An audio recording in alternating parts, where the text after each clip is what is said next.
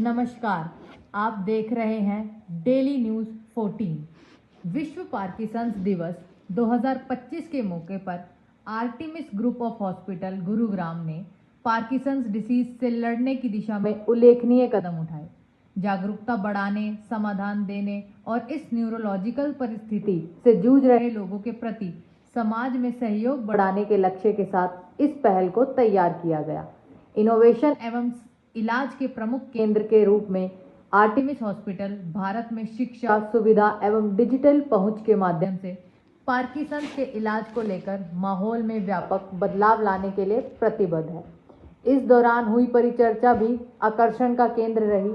Panel में doctor Sumit Singh, chief of neurology, doctor Aditya Gupta, chairperson neurosurgeon and CNS radio surgery, doctor Mohit Anand, consultant neurologist और doctor Archana Sharma, associate consultant शामिल रहे। Parkinson's के प्रति जागरूकता के लिए एकजुटता जरूरी क्रेस्ट पार्क के साथ आर्टेमिस हॉस्पिटल ने दिमाग से संबंधित बीमारियों के लिए ऑनलाइन हेल्थ केयर को बेहतर करने की दिशा में उल्लेखनीय कदम उठाए। यह कार्यक्रम केवल सही दिशा में उठाया गया एक कदम ही नहीं, बल्कि यह जानकारी, सद्भाव एवं समाज के बीच एक पुल का काम भी करेगा। ऑफर करते हैं। अब जैसे एक हमारे पेशेंट हैं जो 75 इयर्स में हमने ऑपरेशन किया था, बट वो एक्स आर्मी थे, तो उनके शरीर की हालत किसी और 60 ईयर ओल्ड पेशेंट के बराबर थी। तो एज इटसेल्फ कोई कट ऑफ नहीं है, बट पेशेंट टू पेशेंट हमको असेस करना है कि हम सेफली ऑपरेशन कर सकते हैं। होता है विश्व, तो यदि हम हिंदुस्तान की पॉपुलेशन देखें तो कम से कम 10 लाख लोग तो हिंदुस्तान में जिन लोगों को पार्किंसंस होगा।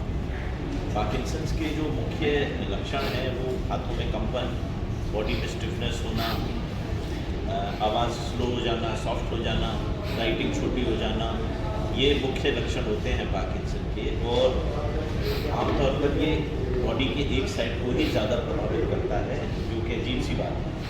ब्रेन में डोपामिन नाम का एक केमिकल सब्सटेंस कम होने के कारण पार्किंसंस होता है। लेकिन इम्पॉर्टेंट बात यह है कि पार्किंसन से मिलती जुलती बहुत सी बीमारियां हैं जो बाहर से देखने में बिल्कुल पार्किंसन प्रकार की ही लगती हैं, परंतु बहुत फर्क होता है। क्योंकि पार्किंसन रोग जो मुख्य पार्किंसन रोग है, यदि उसमें दवाइयाँ प्रॉपर्ली दी जाएँ, टाइम से दी जाएँ, तो आदमी या रोगी अपना जीवन बिल्कुल नॉर्मल तरीके से व्यतीत कर सकते हैं और आगे चल के उसमें एक ऑपरेशन भी किया जा सकता है। परंतु पार्किंसन से मिलती जुलती जो बीमारियां हैं उनमें ना तो ऑपरेशन का कोई रोल है, ना ही दवाइयों का कोई बहुत अच्छा फायदा होता है। तो यदि किसी रोगी को पार्किंसन हो जाए तो उसको हताश या निराश होने की कोई आवश्यकता नहीं है, क्योंकि बहुत अच्छा इलाज उपलब्ध है, बहुत अच्छा ऑपरेशन है। इस बार पार्किंसन का थीम पार्किंसन देखा यूनाइट फॉर पार्किंसंस।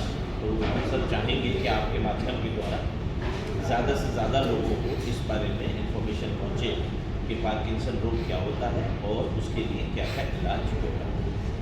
इसकी सर्जरी के विषय में डॉक्टर आदित्य बताएंगे। मैंने बताया है कि पार्किंसन डिजीज़ एक बहुत ही ट्रीटेबल बीमारी है, जिससे डायग्नोसिस के बाद डरने या घबराने की ज़रूरत नहीं है।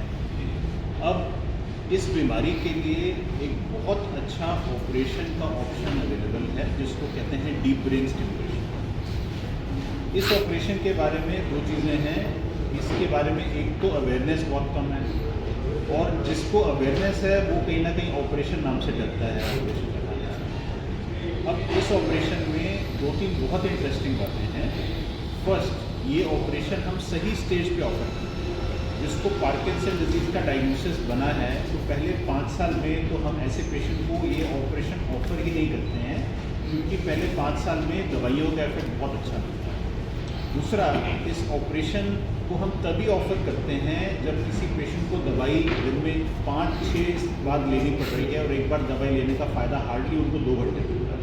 तो जब पेशेंट इस स्टेज पे आता है तभी हम ऑपरेशन को ऑफर करते हैं, तभी हम कहते हैं कि आपको ऑपरेशन करवाना चाहिए। ये जो सर्जरी है ये एक मिनिमली इन्वेसिव सर्जरी है। इसमें हम ब्रेन के पॉइंट ऑफ व्यू से अगर बात करें तो हम हड्डी में 2 जगह छेद बनाते हैं, और उस छेद से केवल हम एक वायर ब्रेन के अंदर पहुंचाते हैं खास जगह पे, जिसको सब हेलमेट कहते हैं। अब आप समझ सकते हैं कि अगर हम हड्डी में 2 जगह छेद बना रहे हैं वो भी हम पेशेंट के होश में रहते रहते बना रहे हैं। तो इस ऑपरेशन का जो 90% काम है ये उस दौरान में सिर्फ लोकल एनेस्थीसिया करके पेशेंट को पूरे होश में रखना है। ऑपरेशन के आखिरी 45 मिनट में हम पेशेंट को बेहोश करते हैं क्योंकि हम कॉलर बोन के नीचे एक पेसमेकर लगाते हैं। तो उसके बाद पेशेंट इमीडिएटली फुली अवेक हो जाते हैं। अगले दिन से हम उनका पेसमेकर स्विच ऑन करते हैं और उसके बाद प्रोसेस शुरू होता है मेडिसिन को कम करने का और पेसमेकर का करंट कम करके बढ़ाने का। तो ये एक ऐसी सर्जरी है जिसके बारे में जानकारी होना बहुत ज़रूरी है, इसको सही स्टेज पे ऑफर करना बहुत ज़रूरी है और इससे डरने की ज़रूरत नहीं है। जैसा हमने बताया बहुत ही मिनिमली इन्वेसिव ऑपरेशन है। और फाइनली इसके लिए न्यूरोलॉजिस्ट जो कि पार्किंसन में एक्सपर्ट हों, जैसे डॉक्टर सुमित, डॉक्टर मोहित, डॉक्टर अर्चना, इनकी टीम है और साथ में न्यूरोसर्जन जो इसमें इस काम में स्पेशलाइज्ड, ऐसी टीम का होना बहुत आवश्यक है क्योंकि ऑपरेशन के बाद तालमेल होना बहुत बहुत ज़रूरी है। ये दवाइयों का और पेसमेकर की प्रोग्रामिंग का तालमेल सर्जिकल टीम के साथ बहुत ही फाइन हो और बहुत ही अच्छे ढंग से तालमेल और कोऑर्डिनेशन। तो हर साल हम कोई ना कोई स्पेशल प्रोग्राम करते हैं हम पार्किंसन के रोगियों के लिए। इस बार 2-3 जो चीज़ें हम कर रहे हैं, एक तो हमें लगता है कि हर्ष का और मजाक का बहुत अच्छा इफेक्ट पड़ता है। यदि आप खुश रहें तो आपकी आधी बीमारी वैसे ही कम हो जाती है। तो आपने सुना होगा वो नेताजी लपेटे में नेताजी करके शो आता है, तो उसके जो हास्य कवि हैं उनको हम आमंत्रित कर रहे हैं मरीजों के साथ इंटरेक्ट करने के लिए और उनको गुदगुदाने के लिए। उसके अलावा पार्किंसन के विषय में जो भी बीमारी है उसका इलाज है, ऑपरेशन है, डाइट है, उन सब चीज़ों के बारे में उनको बताने के लिए जो पेशेंट्स जिनको हम अपने टॉर्च बियरर्स बोलते हैं उनको हम एक तरीके से सम्मानित करेंगे। और जो भी कुछ स्पेशल काम कर रहे हैं, जैसे हमारे कुछ रोगी हैं बहुत अच्छे पेंटर हैं, कुछ ऐसे हैं जो बहुत अच्छा गाना गाते हैं, कुछ ऐसे हैं जो डिस्पाइट दोनों पैर ना होने के मैराथन भागते हैं, तो उन लोगों को हम एक तरीके से सम्मानित करना चाहेंगे। और एक बहुत इंपॉर्टेंट चीज़ जो हम इस बार शुरू कर रहे हैं वो है पार्किंसन के बारे में एक वेबसाइट का लॉन्च कर रहे हैं। वो वेबसाइट के विषय में डॉक्टर मोहित आपको बताएं। नमस्कार, मैं डॉक्टर मोहित आनंद हूँ। मैं consultant neurologist and movement disorder expert Artemis अस्पताल में और मैं 3 साल से यहाँ पे काम कर रहा हूँ। सबसे पहले तो मैं आपसे ये निवेदन करना चाहूँगा कि ये QR कोड है हमारे वेबसाइट का, अगर आप सब लोग इसको लॉगिन करना चाहें तो कर सकते हैं। हमारे वेबसाइट का नाम है crestpark.in। सबसे पहले तो ये बात है कि इसकी नीड क्या है, इसकी ज़रूरत क्या है। तो रोज़ हमारे पास पेशेंट आते हैं और 5-5, 10-10 साल से उनकी बीमारी चल रही होती है, बट अभी भी उनको अचंभा हो रहा होता है कि पार्किंसन में ऐसा भी होता है, अच्छा पार्किंसन में धीमापन भी आता है, अच्छा पार्किंसन में कॉन्स्टिपेशन भी होता है, अच्छा इसके साथ मेमोरी भी प्रॉब्लम होती है। तो ये अवेयरनेस अभी भी लैकिंग है। पेशेंट्स को अपनी बीमारियों के बारे में अभी भी पूरी जानकारी नहीं है। बहुत सारे पेशेंट ऐसे भी होते हैं जिनको ऐसा महसूस होता है कि ये एक टाइम का इलाज क्यों नहीं है, मेरा दवाई कितने टाइम चलेगी। मैंने 2 महीने का कोर्स कर लिया, मैंने 1 साल का कोर्स कर लिया, 2 साल का कोर्स कर लिया, इसकी दवाई कब तक चलेगी। और उनका क्वेश्चन होता है कि इसका कोई इलाज नहीं है। सिंह है, मैं विभागाध्यक्ष हूँ न्यूरोलॉजी विभाग का, आर्टिमिस हॉस्पिटल रोड का। पार्किंसन की बीमारी को लेकर प्रेस कॉन्फ्रेंस हुई है, क्या कुछ होना चाहिए? प्रेस कॉन्फ्रेंस का देखिए, हम एक मरीज़ को देखेंगे, 100 मरीज़ को देखेंगे। आप लोगों की जो मीडिया है वो लाखों लोगों तक पहुँचती है, तो लाखों लोगों तक इस बात को पहुँचाने का सबसे अच्छा ज़रिया एक प्रेस कॉन्फ्रेंस ही है। इसका उद्देश्य था, कल विश्व पार्किंसन दिवस है, तो उसके बारे में लोगों को जानकारी देना और बीमारी के लक्षणों के बारे में बताना, बीमारी के ट्रीटमेंट के बारे में बताना, उसकी सर्जरी के विषय में बताना, एक्सरसाइज और डाइट की इम्पोर्टेंस समझाना। और इसके अलावा एक नई वेबसाइट हम लॉन्च कर रहे हैं जिसका नाम है crestpark.in। क्रेस्ट हमारे ग्रुप का नाम है, पार्क पार्किंसन के लिए और IN उनका लॉगिन नेम। पार्किंसन बीमारी है क्या? इसमें दिमाग में एक रासायनिक पदार्थ होता है डोपामिन, वो बनना बंद हो जाता है, जिसके कारण दिमाग में कुछ केमिकल्स की कमी की वजह से बॉडी का एक पार्ट स्लो हो जाता है, स्टिफ हो जाता है, आवाज़ सॉफ्ट हो जाती है, राइटिंग छोटी हो जाती है, आदमी धीरे धीरे करके काम करने लगता है और हाथों में कंपन आता है, जिसे हम पिल रोलिंग या ढोलक बजाना या माला जपने टाइप का जो ट्रेमर है, जो रेस्ट में ज़्यादा होता है।